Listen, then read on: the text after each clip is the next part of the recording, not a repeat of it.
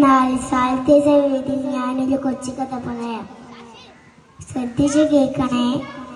ഹിജ്റ 6-ാം നൂറ്റാണ്ടിൽ ജീവിച്ചിരുന്ന വലിയ മഹാന്റെ കഥയാണ് ഞാൻ പറയാൻ പോകുന്നത്. കഥയുടെ പേര് എൻ്റെ ഹബീബിനെന്ത് പറ്റി. അതാ കഅബയുടെ പരിസരത്തൊരാൾക്കൂട്ടം.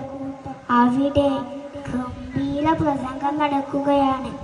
പ്രഭാഷകൻ ആരാന്നറിയുമോ?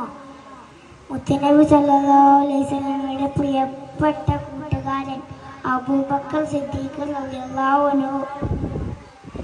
പ്രസംഗം കേട്ട് കലി മൂത്ത ശത്രുക്കളിലെ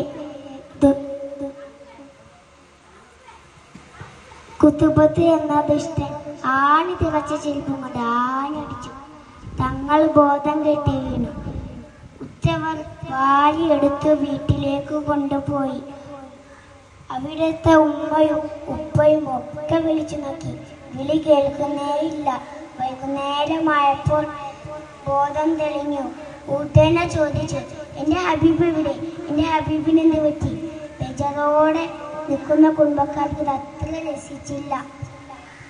നീ ഭക്ഷണം കഴിക്കുക, ബാക്കിയൊക്കെ പിന്നെ നോക്കാം. അവർ പലതും പറഞ്ഞു നോക്കി.